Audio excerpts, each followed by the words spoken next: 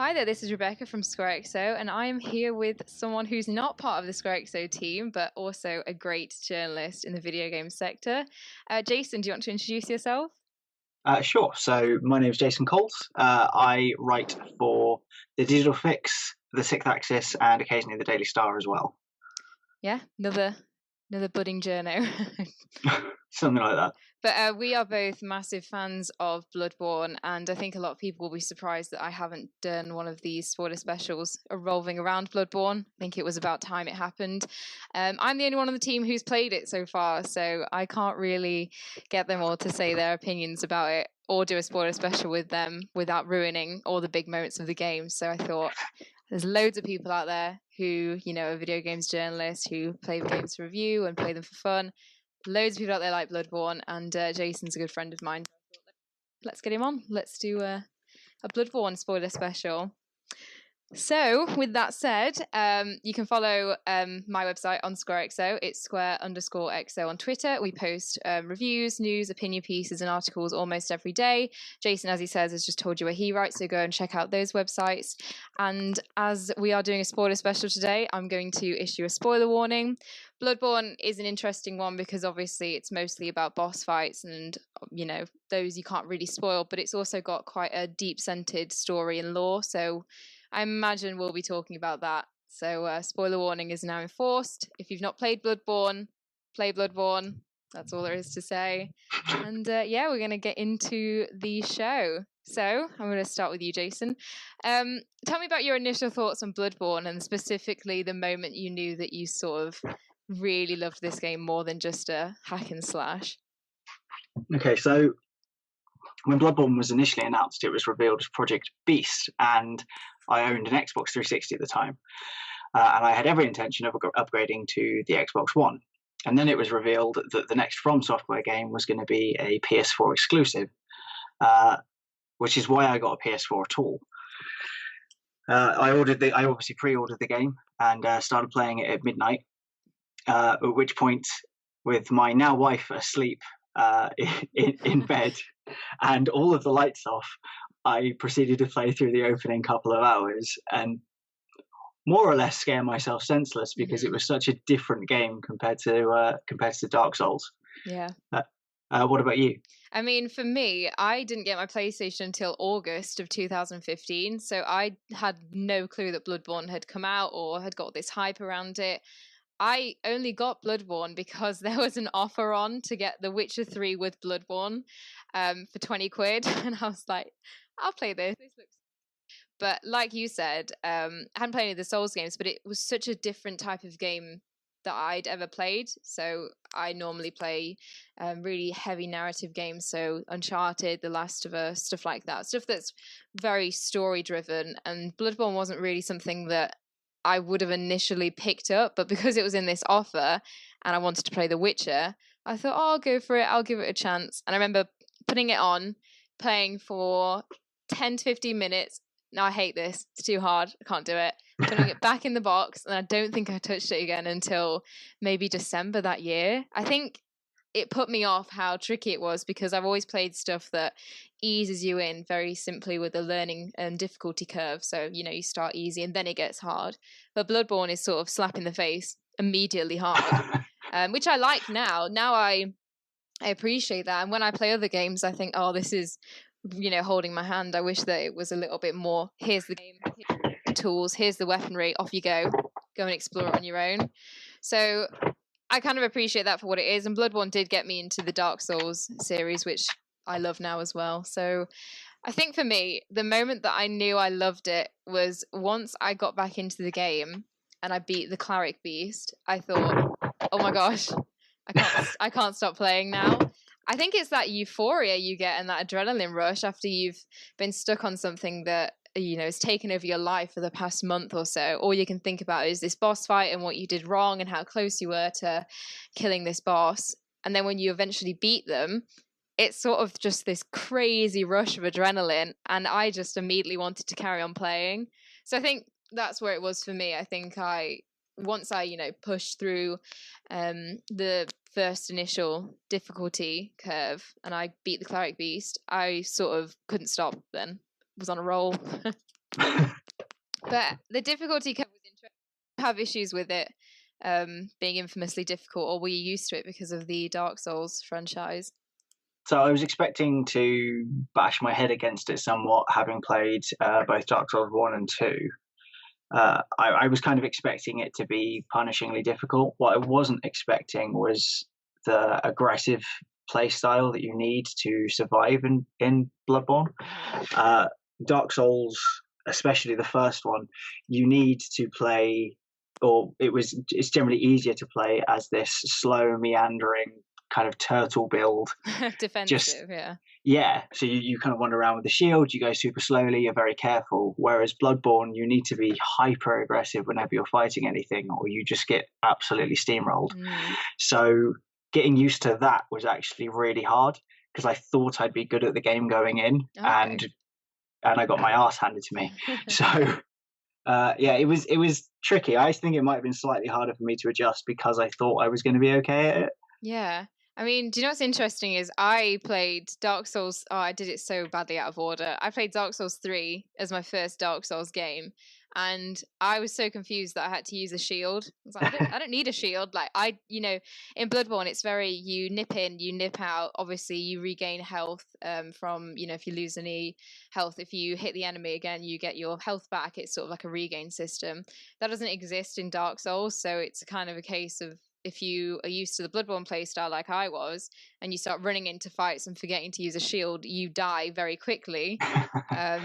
But yeah, it's interesting because we've obviously done the two franchises very different ways. I obviously went into Dark Souls thinking this is so easy, and Bloodborne, because it was so tricky to start with, I think I just got so used to the fast attack style, and now that's sort of what I prefer. So when I did play Dark Souls 3, I went super light, any armor, and I just tried to nip in and out, getting out of the way of attacks, but also sort of catch the rankles, if you know what I mean. So that's interesting, that is.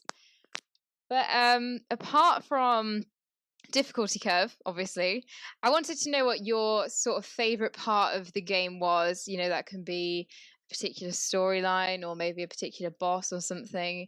Do you want to go ahead? Because mine answer is very long, and I'll take a long time to explain it. Sure. So I think it's hard, I think my favorite. It is hard because the entire game is fantastic, but I think my favorite part are the NPCs. Yeah. The character stories you uncover and how different they can be by accident. So, my particular favorite is Eileen the Crow. She's the hunter of hunters, so she chases down the hunters who have basically they've started to become beasts. So she tries to put an end to them to try and keep the world a safer place. But my interaction with her on my first run through actually completely changed the way I played the game, because when I met her initially, I found her when she's in the rafters and chatted to her, and then when I came across her again, she was fighting Henrik in the graveyard where you fight Gascoigne, and she lost. So I managed to kill Henrik after she died, and I got her twin blades, the Blades of Mercy. As a result of that, I never learned how to do parries at all, because really? I spent the entire game just using the Blades of Mercy as twin blades. Well, I mean, they're cool. That's a cool weapon. It's a very cool weapon for a start. That's interesting, though, because I had a completely different interaction with her. I got to the same point as you, I met her in the rafters, and then she said, don't go down to the graveyard. Obviously, curiosity killed the cat, and I went, I want to go have a look at the graveyard. What's going on? Got there. He was, Henrik was there, but she wasn't there. So I started attacking him. And when she joined in, I hit her too much by accident. So she turned on me after he was dead. So we sort of killed Henrik as a joint effort. And then all of a sudden she started attacking me, and I killed her then. So I also, she did die, the same outcome. But I think just tiny things like that. And I loved how I talked to people and they said, oh no, I've fought the bloody Crow of Canehurst. Did you not do that? I was like, who's that? I don't know who that is. It's I think it's the most fascinating part. The most depressing character by far and away is the little girl, Gascoigne's daughter. It's horrible, isn't it, that? Yeah, well, the only way you can give her a happy ending, basically, is to just not interact with her at all. Yep. because anything after the first time you talk to her results in her getting killed by the giant pig. Yeah, at the end of the sewer. Yeah, and it's really hard to know that there's an NPC in the game that you can interact with that you literally cannot save, because nearly every other NPC you can. Yeah. So it's a weird one. I think that's why the NPCs are my favorite part of the game, because they're all very different characters, and they're also interesting to interact with as a result.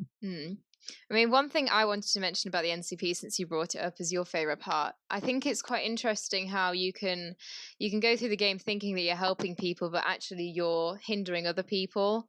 So, for example, once you get to the healing church, Center Yharnam, obviously, you get to all these characters who you can send off to, what's it called? I can't remember. Where the old beggar is. My brain's gone. I haven't played Bloodborne in about 6 months. Odin Chapel. Odin Chapel, there we go. So yeah, you meet loads of NCPs around Odin Chapel, and you can to save them by sending them to Odin Chapel. And at the Forbidden Woods, you get to a guy who's very suspiciously crouching over a group of bloodied people, and he obviously asks for shelter. Did you send him to the chapel, or did you say no? I think I missed a lot of the NPCs in my first playthrough. The first time through. Yeah. Obviously, in subsequent playthroughs, I've seen everyone and done every version of it. But yeah, my first playthrough was incredibly NPC light. Wow, because there's so much. There's loads of NCPs, isn't there? There are a ridiculous amount of them. Yeah, so I sent the old beggar, to the chapel, and he obviously starts eating people because he's a monster. He basically, there's a few things that hint towards this, that he's a monster, that I probably should have picked up on. Like I said, he's standing over a group of people. They're all dead and bloody. And then when he's eating them, I think he's eating them. I think you're right. And then once you actually go back to Odin Chapel, he's sitting outside, and the old beggar, who basically wants everyone to come to the chapel, says that there's incense all around the building so that the monsters can't get in.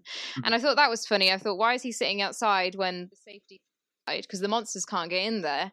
And that's another hint that he is actually a monster, and he is killing the people in the chapel. And then obviously all the characters who are in the chapel themselves, so there's Adalea, there's the nun, there's the old man who doesn't believe you. All of them can meet such nasty ends, depending on if you interact with them too much, or if you decide to leave them alone, or even if you decide to save them in the first place. So I found that playing through, because I did 3 main playthroughs to get the 3 different endings, tried to do something different every time, and I found once that the nun who you save from Yagahul, she goes crazy. Because if you take the Lady of the Night's blood, she goes a bit insane. If you go outside at night, she's out there with a dagger and she tries to kill you. So that was a shock for me, because I always thought it was, you save these NCPs, you put them in Odin Chapel, they're safe, like that's endgame for them, and it's not. Interacting with them further by taking blood from one, not the other, you shape the world a little bit more. So I always liked that. And then the other instance I wanted to mention, in terms of, you think you're helping people but you're hindering them, is Alfred. I really liked Alfred's storyline.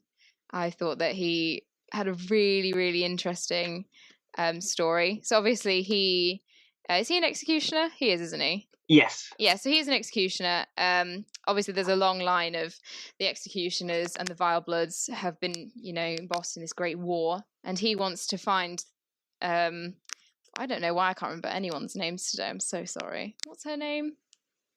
Which character, sorry? The healing, the leader of the Vile Bloods, Annalise. Annalise. Annalise. I promise next time I do a spoiler special, I'll properly research all the characters, those who are listening.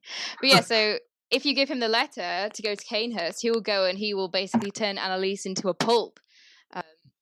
Really liked Alfred, and when I went to her throne room and saw that she was all mashed up on the floor, and he's standing there giving this speech, and he's joyous, isn't he? He's almost manic with how happy he is with himself. I thought, oh God, I did that. Like, I made that. And before, when he was just standing in Old Yharnam, he was fine. And now I've turned him into a monster. you get there and he's basically monologuing. Yeah. Like a classic villain in any film you can He think of. says, like, I smashed her and, like, now she's a pulpy mess and it's horrible. Yeah. But yeah, I think it is literally like, you can't heal from this if there's nothing left of you. Yeah, something like that. Because obviously Annalise was immortal. She can still come back. You can still resurrect the queenly flesh at the altar. But at that moment in time, it's so strange to see someone who, you know, has helped you through Bloodborne and always given you advice. You know, he tells you about Bergenworth, he tells you about the executioners and the Vilebloods. He's almost always a helping hand for hunters and people who generally want information about the game. And then he's always been, you know, so placid. And then all of a sudden, as you said, he's a villain standing over this woman who he has, you know, as he says, and as Jason said, he's beat her to nothing. And he's so joyous about it. It's so strange because I always thought, oh, he wants to get to Canehurst. I've got a letter of passage to Canehurst. I'll help him out and he'll help me out. And instead, I feel like I created a bit of a monster. It's an interesting one. Yeah. Canehurst is an interesting area anyway, just the characters within that.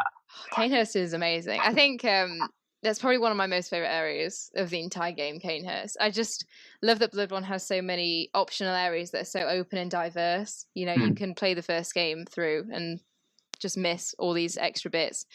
And then when you go through again, you think, oh, wow, this was under my nose literally the entire time. I think you can actually see Canehurst from Lane at the end, because obviously there's a road that's been cut off. I think if you stand there, you can see the castle. And it never once occurred to me that I could go there. I didn't realise that was part of the game until I think my second or third playthrough. Oh, it's a hard place to get to because you've got to find the invite inside IFS. None of us can speak today. Words are hard. Yeah. We write words. That's yeah. It's different when you've got an editor. You find her clinic and you find the letter there, and then even if you found the letter, there's no real guarantee that you're going to go to the exact right place for the cart to turn up. Yeah, I'm pretty sure I googled a lot of it. You know, I as I was saying, my main playthrough of Bloodborne was very late 2015 to 2016. So by then, people have already platinumed the game. They've already known everything there is to know about it. So I think when I found the letter, I was like, oh, I'll go on Google and see what this does. And then, you know, it says, go stand at the statue at Hemwick Charnel Lane. I never would have found that on my own. No, it's very classic From Software to have this just completely unhelpful, incredibly obtuse hidden area. But yeah, what I was going to say before we went crazy off topic is I think my favourite part of Bloodborne is just the lore in general. Like I said earlier, I like story-based games. I like the narrative. But to play something that, from the appearance, just seems like such a typical hack and slash. You know, you go through, you kill the bosses, or you're at the end game. And then actually find out it's got such a rich vein of story just underneath the surface really intrigued me. Obviously, there's, like I was saying, you know, you've got the Vilebloods and the Executioners. That's a family, two families that have gone to war. Then, you know, there's a massive amount of lore surrounding that. If you look at the Healing Church itself, there's a massive amount of lore surrounding that. And I just enjoyed digging through it all. I'll talk about my specific favourite section for lore when we get to it. There's so many parts that I can't fathom how much information there is for them and how much information you have to find out for yourself. So one of my favorites is Old Yharnam, obviously, which is burnt to the ground. I just loved going in there and finding out, you know, that it was set fire by the people above in Yharnam because they'd poisoned everyone by giving them tainted blood. I thought that was really clever. And, you know, Dejor is there and he's a hunter who sees the light. He understands that the people have transformed into beasts, and that's how you're hunting. You're not hunting monsters, you're hunting the former residents of the city who have been transformed into these abominations. And he sees that they, you know, once were people. He doesn't want anyone to hurt them. He sealed it off and he says, you know, it's home to beasts. This is how it is now. This is how the system works. Leave it alone. So just like stuff like that, and every single area in the game, I think, has an amazing amount of lore surrounding it.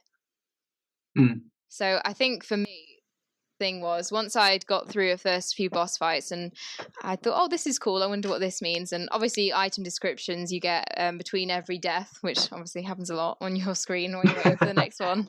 Especially before the update. Oh yes, I just read a lot of the item descriptions on the screen when I was waiting to be respawned, and I thought, oh, that's interesting. I wonder if there is a story here, because there's no real sort of dialogue for it. It's just you're a hunter, you're from foreign lands, and as you see it, the game is just go here, kill this, go to the next place, kill this, go to the next. Do you know what I mean? There's no real now you're doing this because the healing church did this. Do you know what I mean? I think it's one of the things that From Software does really well, is they have these games which, if you want to, you can treat like almost arcadey experiences where you're just going through and playing the game. Or if you want to, you can be a complete and utter nerd and just deep dive into all of the lore by reading the descriptions and coming up with your own theories and watching videos online. And it's a really cool way of doing it.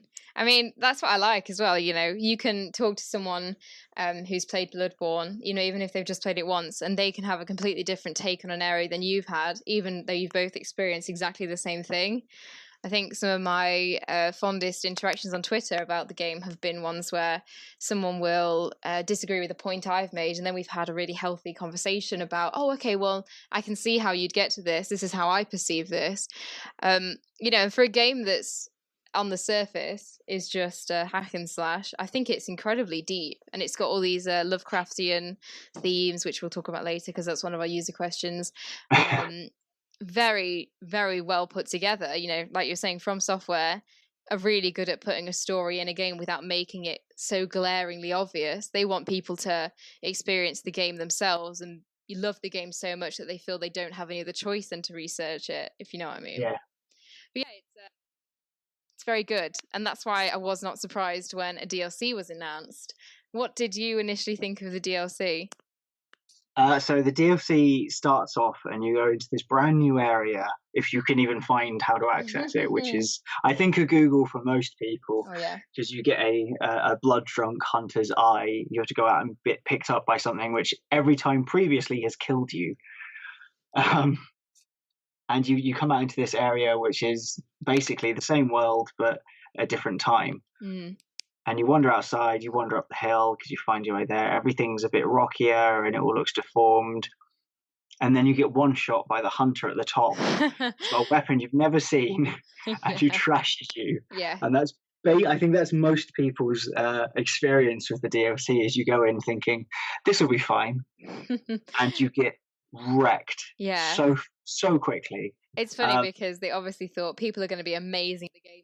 Let's ramp up the difficulty. Yeah.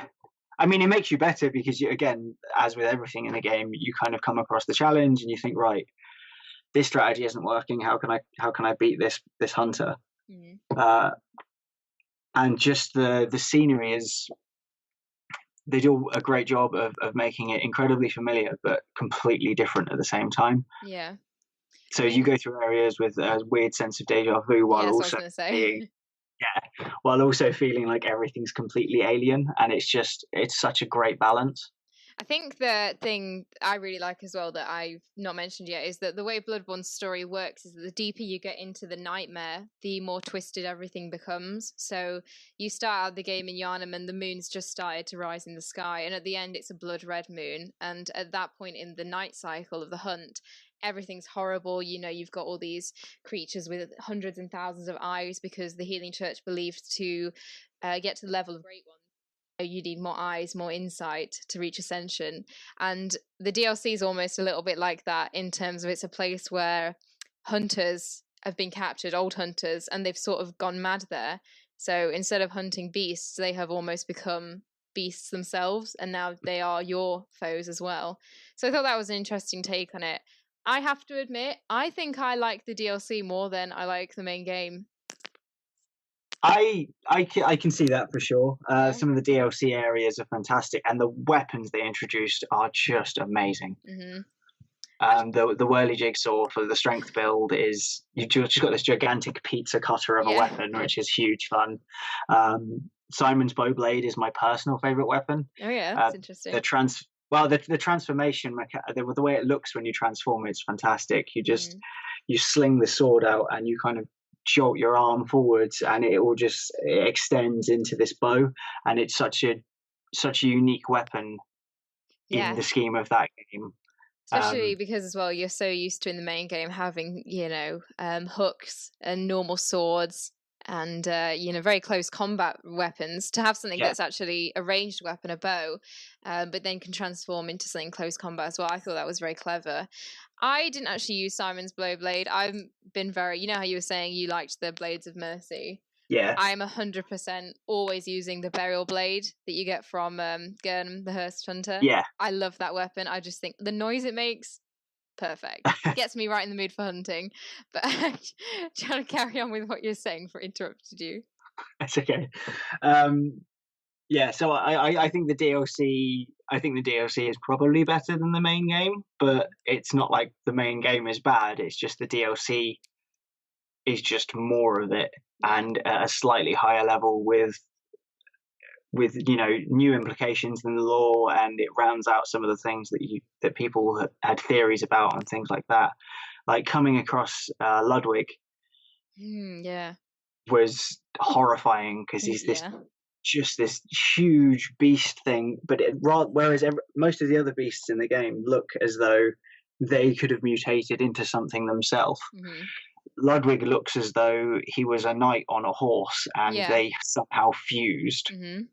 And it's just grotesque, and he's such a hard boss fight as well. For first boss of the DLC, and to be fair, getting to him is tricky too, because this area is not very nice anyway. It's sort of separated by a river of blood, and there's lots and lots of blood lickers there. And I don't know, for people who haven't played through Canehurst, that is all that lives at Canehurst, just blood lick, and I hate them. They can attack you from behind, they can attack you at range, they can attack you from the front. They're horrible. They've got long hair. Look like big fleas. Not a fan of those. But yeah, they sort of dominate this area, and then as well as that, you've got a blood-starved beast in a cave that you can fight optionally. Oh yeah. There's a hunter also in that cave who has pretty much a machine gun, and then there's these two giant. I don't know what the official name is, but they're these two giant footsmen. There's one at the top of the church where you do eventually fight Lawrence, the first hunter, when he's at the very end of the DLC, and then there's two patrolling the area just outside where you fight Ludwig. So getting to him is hard, and I think I felt like I was playing Bloodborne again for the first time, which I really liked. I think if you're going to play a DLC and it's a game that's hard, but obviously you've mastered the game, you're at the end of the game, I think the DLC has to naturally rank up the difficulty level. Yeah, no, I agree, and I think it does that perfectly. Whereas in the main game, a lot of the areas feel as though they do flow into each other. The DLC, the paths flow into each other, but the themes of each area are completely different. Yeah. So the first area is that river of blood, and it's full of hunters, and it's horribly hard to get past. But if you get past Ludwig, you come across this tower, which is full of these deranged experiments. And it's basically an asylum, and it's full of these people that have lost their minds because they've been experimented on. Yeah. Just muttering to themselves, drip drop. I mean, that's actually my favorite area of the DLC. I know a lot of people don't like the research hall, but it's easily my favorite, and it's because of what you just said. It's the lore that's implemented there. Yeah. As Jason was saying, the people who are in the research hall, they're all patients, but they've gone crazy. And what's happened is that the healing church was performing experiments with them, as Jason said. They believed that the best way to contact great ones was to make a connection to the ocean. So what they'd do is they'd force the patients to sort of imbibe water, which would, as they believed, grow their internal eyes so they'd be able to ascend. But it didn't work, obviously. It made them go crazy. Their heads are sort of big and bulbous because of this.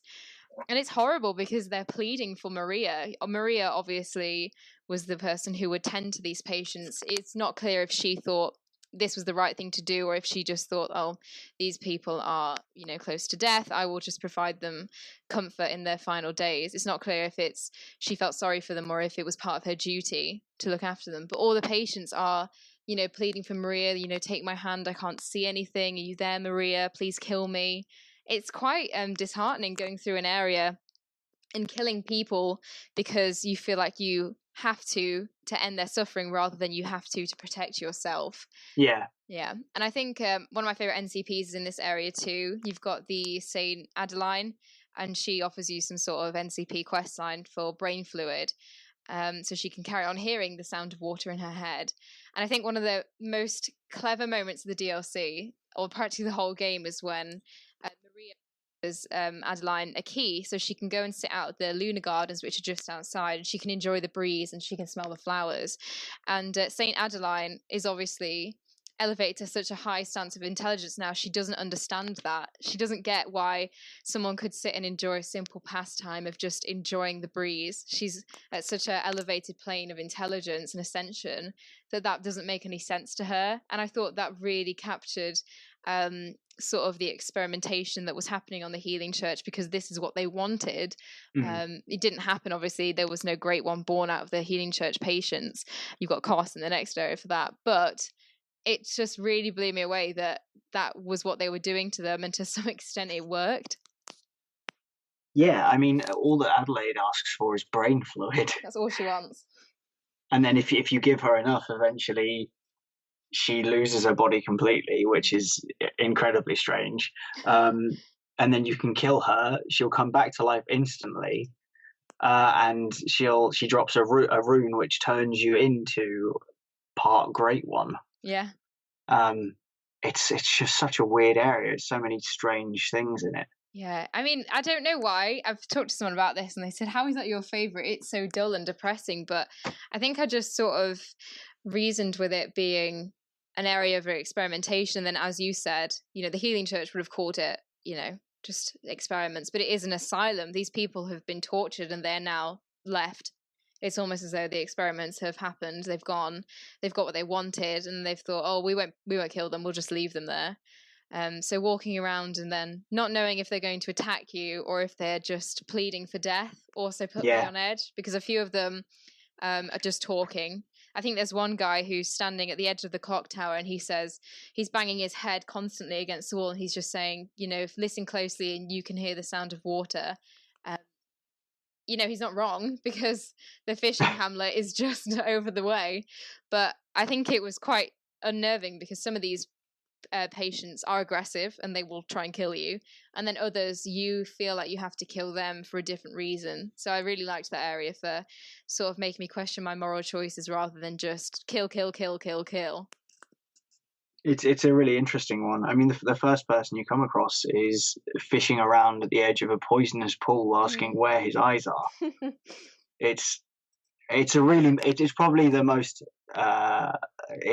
most psychologically heavy areas in the game. It's so calm, isn't it? That's what freaked me out. He's just, have you seen my eyes? I dropped them in this puddle, and he's not fussed. He's just sifting around in the water.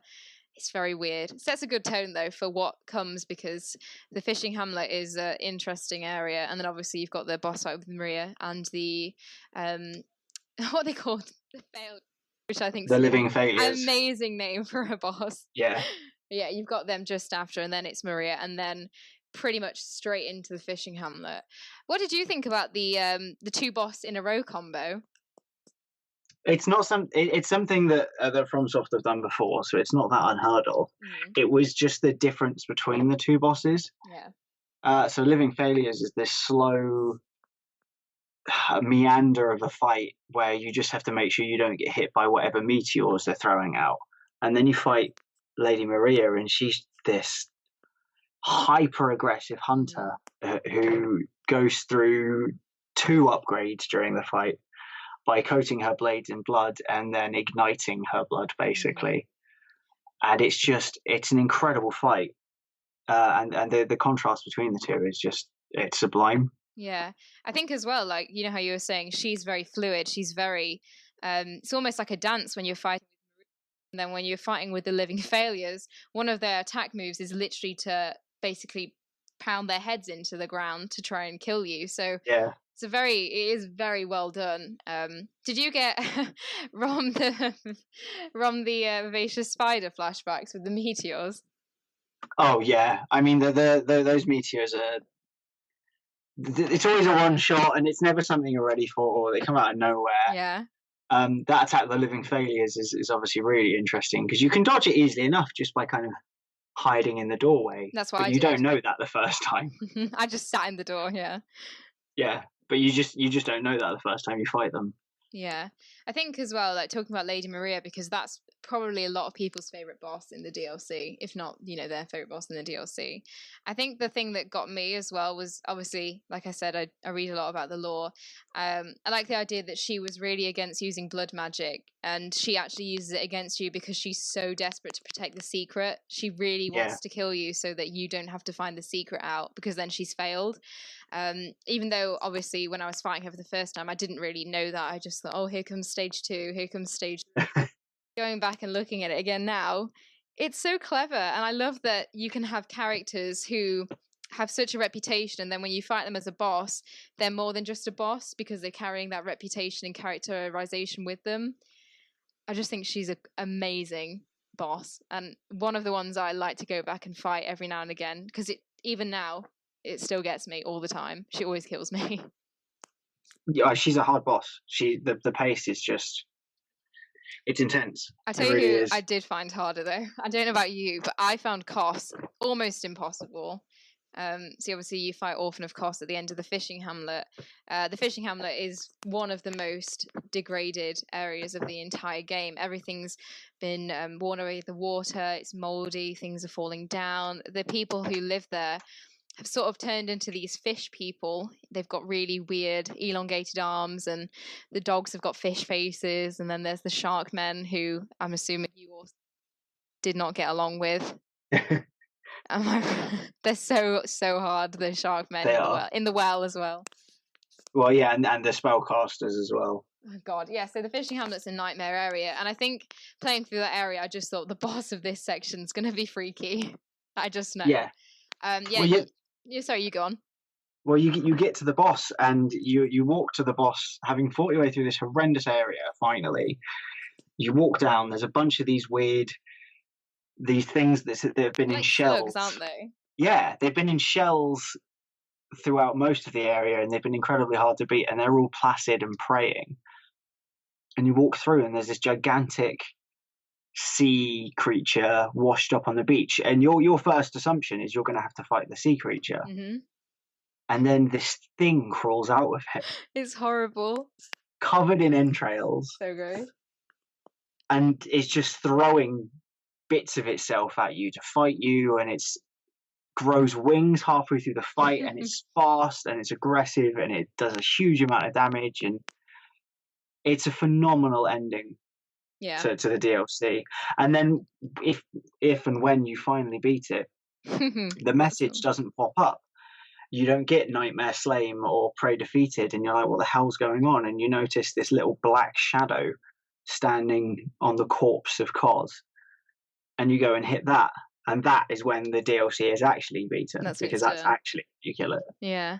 I think that's interesting, because I got really nervous. There was another stage. I must have spent at least 2 or 3 weeks fighting Orphan of Kos and just trying desperately to be more conservative with my health, because I think what happens when you play Bloodborne is you'll go through and you'll get more and more frustrated, so your play style is affected and you take careless risks, so you get punished by the bosses. I did not like Kos. It was easily, out of the entire game, maybe excluding some of the Chalice Dungeon bosses, one of the hardest ones I had to come across. I think a few times I've played the DLC a few times on New Game Plus, and I always leave it before I fight to Kos. So I always get to the fishing hamlet, just stand there looking at his the slugs who are praying at him, and think, nope, this will do. I'll leave it here today. I mean, it's a hell of a fight. Yeah. So obviously that's the end of the DLC. So technically, as we are now, that is the end of Bloodborne. We've got a question about this, but just really quickly, do you think you'd want a sequel? So I've written an article on this. Yes, go for it. Plug your article. So this was when I was writing for Twinfinite, and I wrote extensively about the fact that I actually don't think Bloodborne needs a sequel,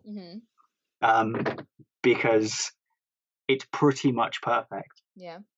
And I don't need any other stories in that world. I don't really need to know what's going on. There's no characters that I particularly want to know what happens to them because everything wraps up.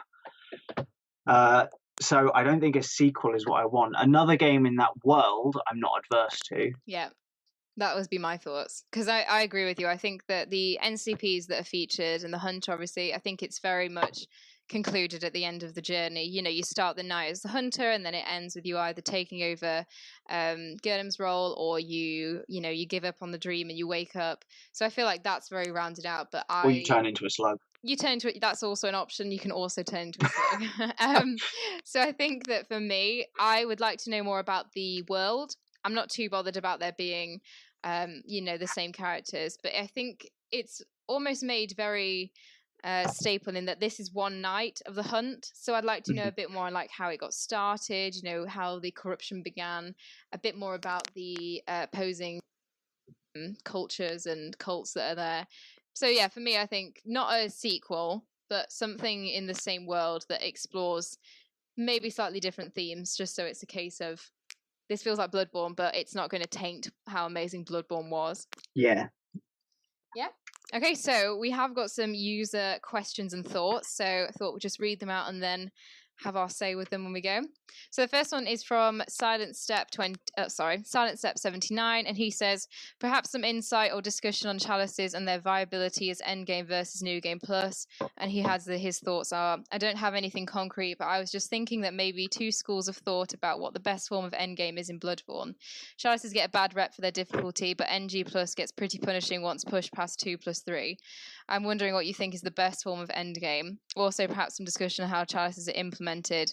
It's an amazing combination of the lore, but it takes quite a bit of investment to fully investigate. What do you think? So do you want to kick us off, Jace? Sure. So chalices are an essential part of the end game because they are where you can get the best blood gems, especially the harder ones. In terms of them being too difficult, I never found that was the issue with the chalice dungeons. I actually found them a bit dull. Oh, okay. They're probably my least favorite part of the game because you go from this open, grandiose vistas that you see throughout the game, and you just end up in these dingy dungeons, which is fine, and the gameplay's still the same, but I never found them as interesting as I found the main game. I think for me, I didn't play any of the chalices until I was actually on endgame. I think I just had to fight Mergo's wet nurse, so I was very close to the end. So I went through the first 3 chalices so quickly because I was way too over leveled. I think the first one, it recommends you're like level 14. I must have been at least 90. It's quite fun to feel overpowered though. Oh yeah, when you get the bosses and you kill them in about 3 hits, it's so fun watching that energy bar just zoom all the way down to the bottom. I think for me, I don't enjoy the chalices, and I agree with you in terms of they felt quite samey, if you know what I mean. You sort of go through and it's just the same layout, it's just got different coloured mushrooms or vines on the floor. I felt almost frustrated that I had to complete them for the platinum trophy, because some of the bosses in there, Amygdala, the watchdog. Second Amygdala, yeah, in a tiny room. Yeah, in the defiled chalice where you have half your health. Not fun. Not something I would ever want to do again. I think if you finish Bloodborne and you think, I want a little bit more, I want more boss fights, then the chalices are amazing because it is just, you're going through, you have to kill some strong enemies, some enemies you don't see in main game, or some mini versions of bosses in main game. I think that's great as a good form of end game. New Game Plus, I think, is fun. I preferably stick to. I like facing bosses who I know their tactics and still beat me, if you know what I mean, because it's a New Game Plus. Yeah. So I think for me, every time I finish Bloodborne, because I must have finished it at least 6 times now, I immediately go back and start again. Because even though I've experienced everything, I have the platinum trophy, I think it's fun almost getting beaten up by the bosses who you could walk all over in earlier endgame. Yeah, that makes sense. But yeah, thank you for your question, Silent Step. The next question is from Twisty Shape, and he says, what was your favourite and what was your most hated boss and why? So, do you want to kick us off again? What was my... I actually... This is a hard question. Yeah, because... I can go if you want to think. Yeah, you go first. I'll have a think. So, my favourite boss of the main game, I'll stick to the main game because Maria is my favorite boss of the DLC. My favorite boss of main game is actually Dark Beast Parl, which is probably a really weird one to have. I think the first time I fought Dark Beast, I'd been abducted into Yaga Hall, so I stumbled across his boss fight ground. Didn't really mean to fight him and sort of got stuck in this room with a big skeletal electric beast. I just think that it's really interesting all about his lore. Obviously, he's a like a failed experiment to create a great one, and I always almost felt bad fighting him. He sort of when you get rid of his electricity, he almost runs away and cowers before getting it back. So I almost felt a bit bad, like I was beating up a dog or something. But I really like his music. That's why he's my favorite. His music's very good. I have the Bloodborne original soundtrack in my car. It's pretty much the only thing I listen to. Track number 9, Dark Beast Parl. I always listen to that. I just think the orchestra is amazing and it really mirrors the fight. So he's my favorite boss, but it might be a case of he's my favorite boss because of the music and the execution. And obviously, you walk into his arena and he just rises up from the ground because you don't even really realize he's there until he ignites himself. So I think that he's my favorite. My most hated boss is Martyr Ligarius. I hate him. I find him so hard, even now. I think the thing is, he obviously uses magic, and I did not use any magic in any of my playthroughs. It's the one regret I have with Bloodborne. I must go back and do a build where I use the magic. But he always seemed to beat me. He's so fast for a boss who looks like he's so old and decrepit. He can move really quickly from across the rooftops, and he just hit me with the scythe and I would die, or he hit me with one of the skulls and I would die, or I fell off the roof and I would die. I just had a horrible time fighting him, and then the first time I fought him, and you obviously get his crown, I sold it because I was poor. I didn't realize that you needed it to get into Annalise's throne room. So I have just general bad memories about that entire area. It's just not. I love Kanehurst, but I don't like the boss. I just think that's fair enough. Just remember so many weeks trying to beat him and not enjoying it. Because with Orphan of Kos, I liked the challenge because he was so fast and aggressive. I felt like I was learning from his moveset. But with Marcel Ligarius, I felt like I couldn't learn. You know, he'd jump up in the air and I'd keep my my trigger aimed on him, and then all of a sudden he'd be on top of me and I dodged out of the way, and I was so confused. So it just felt like, it probably wasn't, it's probably just me being a bad hunter, but it felt like an unfair fight. I don't know if I was under-leveled or if I was just, you know, tired. I just have really bad memories of fighting him. I just really did not enjoy it at all. That's fair enough. I think, so I think my most hated boss is actually Vicar Amelia. Okay. Because she's just, it's not a hard fight. It's just long because she's got way too much health. Yeah. And she can heal. Mm-hmm. Like, that's not a reasonable thing that a boss should be able to do. It just takes forever, and it was one of the ones that I struggled with my first time, but I haven't struggled with since. Yeah. One of my favorite bosses, Yharnam's a fantastic boss fight, but she's hidden away in the Chalice dungeon, so she's not my favorite because getting to her sucks. Yeah, it's like a 15-hour ordeal in total just doing through the.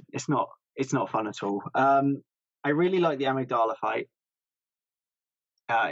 Amygdala's a really interesting boss fight because it's one of the ones where you've got to be really careful of exactly where you're hitting them. Mm-hmm. So where I like to use the bow blade, it's a very different fight with a long-range weapon because you can just wait for Amygdala to be still after striking and launch a heavy arrow basically into its head, and do a huge amount of damage, and it really changes the fight. But equally, Amygdala can just jump up and one-shot you. So yes. And the stages with Amygdala are really interesting because the desperation of the boss not to die is very evident when it tears off its own arms to try and be able to try to hit you, basically. Yeah, I mean, that's an interesting theme because I guess you could look at Vicar Amelia and say that she has that desperation not to die by healing herself, and then you know, as I was saying earlier, Lady Maria uses blood magic to try not to die. So it's interesting. You always fight these beasts and you think, oh, I'm beating them, this is great. But Bloodborne sort of makes you feel sorry for them in a way. Yeah. So yeah, I think Amygdala might be my favorite boss. That's interesting because I hate amygdala as well. I don't know what it is. I think my favorite bosses are the ones who they're quite popular. So obviously I like Dark Beast Pile. I love Father Gascoigne. I think he's fantastic. Yeah. Such a good introduction to parrying, and how once again the blood affects hunters who go mad. So he's a great one. And then there's only a few I really hate. I don't really like Rom, but I can beat Rom now. The first few times I fought Rom, I wasn't having a fun time, and I thought this is just unfair. This feels like there's no way I can do this unless I'm 50 levels over leveled, if you know what I mean. But yeah, I fought every single one of the bosses, and like I said, there's only about 2 or 3 I really despair, and the rest I'm usually quite happy to fight. So From Software have done a good job then at making a really diverse pool for you to experience. For sure. So the next question is from Omar Separ, and he says, do we think that Elbriatus really is the daughter of Cthulhu, and how do we think about the fishing hamlet being depicted just how Lovecraft wanted it? So Bloodborne's obviously got quite a heavy Lovecraftian theme. Do you have any thoughts about this? So Elbriatus isn't meant to be Cthulhu isn't part of Bloodborne's lore, so she isn't the daughter of Cthulhu. She does look very similar to classic depictions of Cthulhu, so there's definitely a lot of influence on her design from like the depictions that there have been of Cthulhu. So I there's definitely resemblance there, but no direct relation because it's not part of the game. Yeah.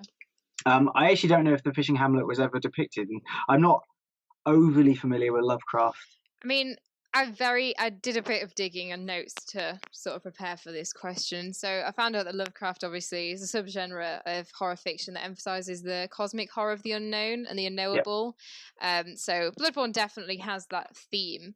The game's got lots of themes that relate to Lovecraft, obviously. The great ones, Ascension, Gaining Eyes, Cthulhu imagery, so all the monsters with tentacles, so Amygdala, Elbriatus. But I, like you, I don't really know too much about Lovecraft and the fishing hamlet. I just know that there's an theme there. You can't, play Bloodborne and know about Lovecraft and say, oh, that's not the same thing.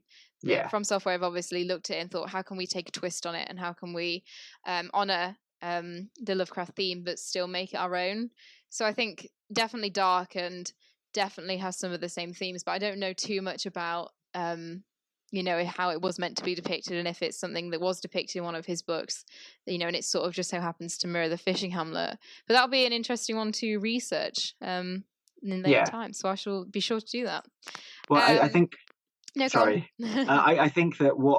I think that the biggest takeaway from the biggest inspiration you can find of Lovecraft in the game is the fact that the idea of knowledge eventually leading to insanity. There's certain things that mankind is not meant to know, and if you know those things, it impacts your psyche, which is effectively what the hunter's nightmare and things like that are.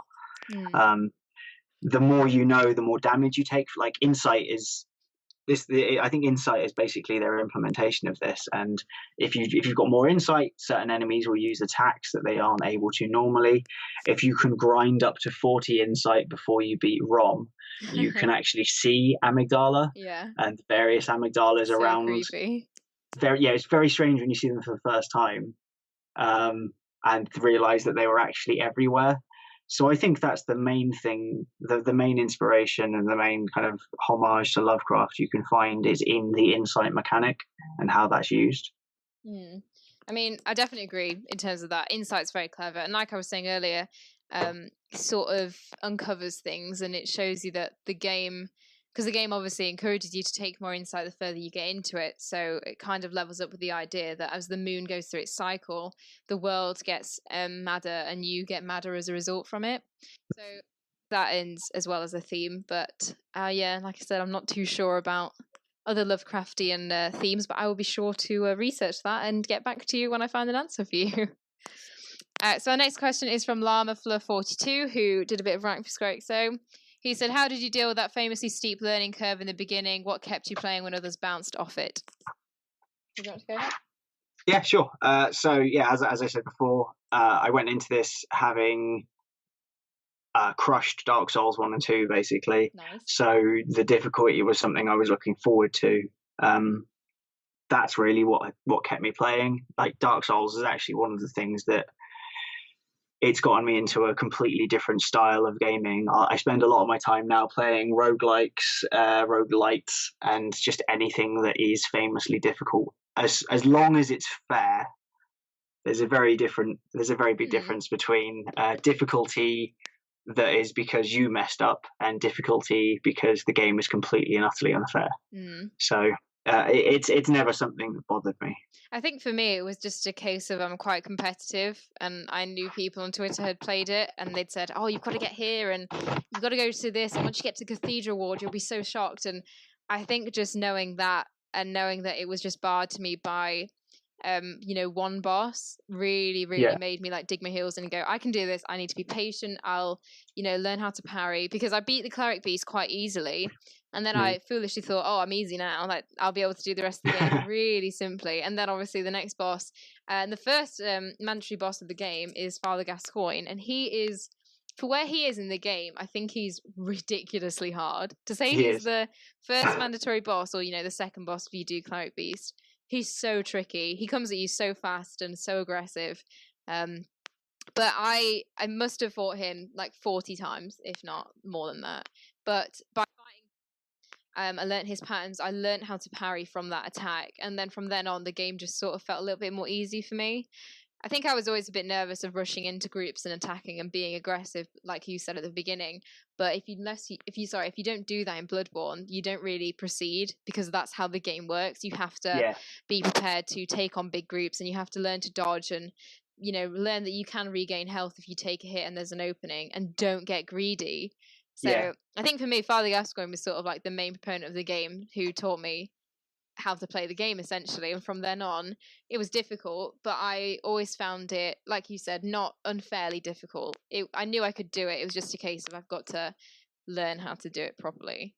So I think like as we said, it's a challenging game. It's not an easy game at all, but once you get into it, there's sort of this pull from the lore and the rest of the story and the other bosses for you to experience it, and you just can't help forcing yourself through hours and hours of suffering. For sure. And if you're really exactly. And if you're really struggling as well, finding someone who's played the game before and playing the game through in co-op is actually incredibly rewarding. It's a lot of fun taking on, because the bosses scale up, so they'll have more health basically. And it's a lot of fun to play through it like that with someone, just to see different play styles and how different people take things on and things like that. It's really cool. So if you are struggling, play co-op with someone. Yeah. And then our last question is from Megan Miles, and we have just touched on this, so we'll go over it once again. But he says, if a sequel was to happen, would you want there to be any recurring characters? Would you even want it to be in Yharnam? I think Yharnam's an interesting one, because we've already both said we don't want any recurring characters, and we'd be open to a sequel set in the same world.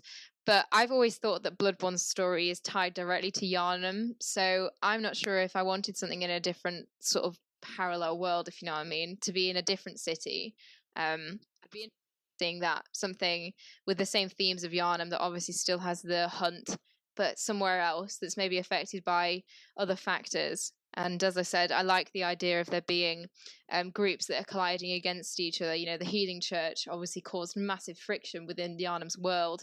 I'd be interested to see a few more factions if there were to be a sequel. But I think, as we've both said, and I hope I'm like speaking the right thing for you here, Chase. I think we think that Bloodborne is good how it is. If a sequel happens, I can't deny I'll be happy.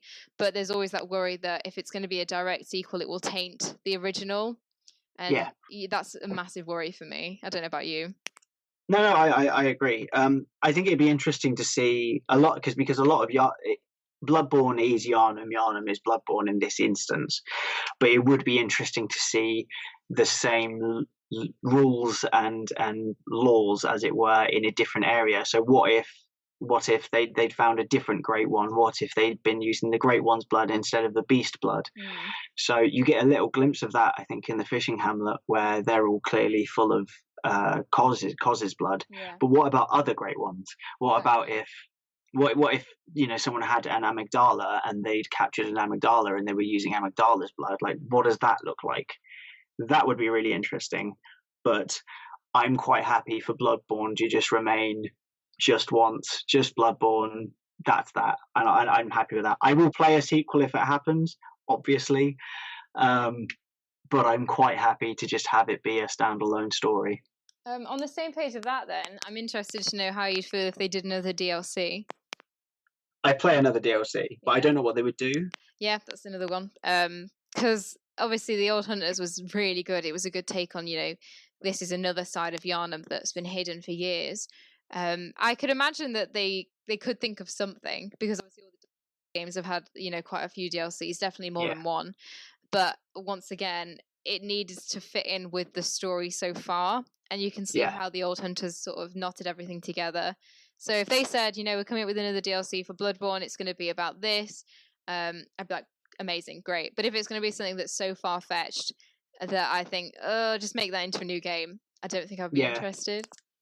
I mean, I think it would almost have to be a sequel where you come across Ludwig while he's still a hunter, or you come across the early stages of the Healing Church. Those are the only stories that would be interesting to be a part of, I think, because everything else is tied up. Everything else is done. We know what happened to Ludwig. We don't know how it happened.